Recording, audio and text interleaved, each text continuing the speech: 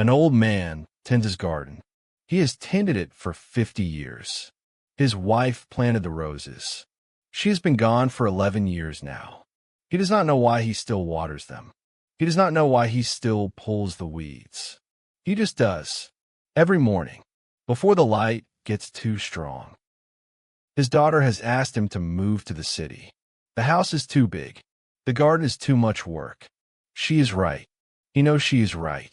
But every morning he comes out to the roses, because the roses were here before his grief, and they will be here after. There's a kind of knowledge that lives only in the hands. The knowledge of how to prune a rose without hurting it. The knowledge of when the soil is too dry. When he is gone, this garden will not remember what it knew. But for now, he tends it. Because what else do you do with love that is nowhere left to go?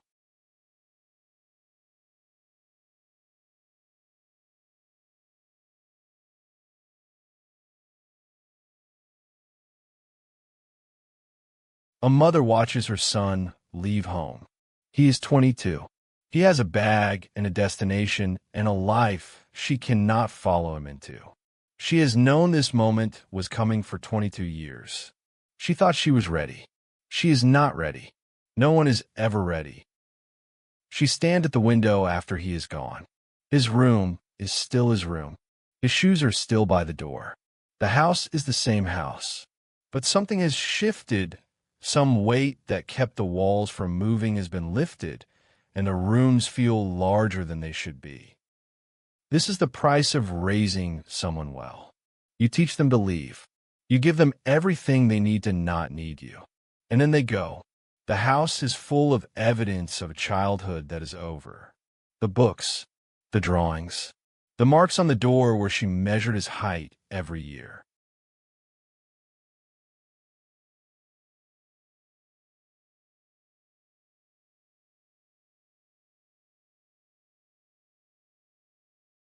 There are 10,000 abandoned villages in the world. Each one was once full of voices, arguments, births, meals, feuds that lasted generations, love stories that no one recorded, the bakery that everyone preferred, the well where children played, the old woman who knew the history of every family. They left gradually. First the young people seeking work in cities, then the families following their children. Finally, the old ones, the last to give up. One by one, the lights went out.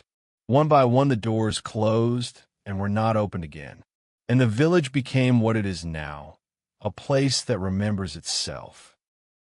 But the walls remember. The stones still stand. The well still holds water, though no one draws from it. The trees planted by someone long dead still fruit every autumn, though no one picks the fruit. The land does not forget what it held.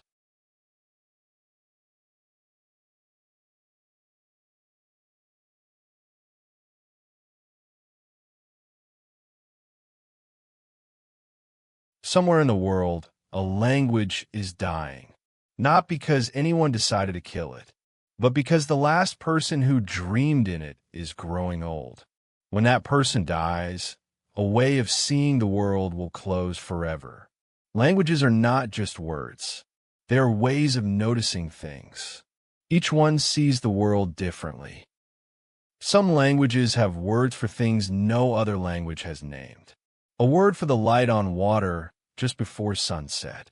A word for the feeling of walking into a house where someone used to live. When a language goes, those words go with it, and the things they named become harder to feel. The last speaker does not feel like a monument. She feels like a person who is simply old and tired and glad when someone comes to sit with her. She speaks in her language when she is alone.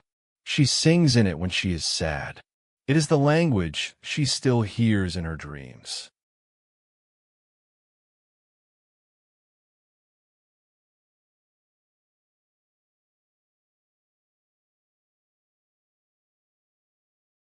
The lighthouse keeper has tended the light for 30 years.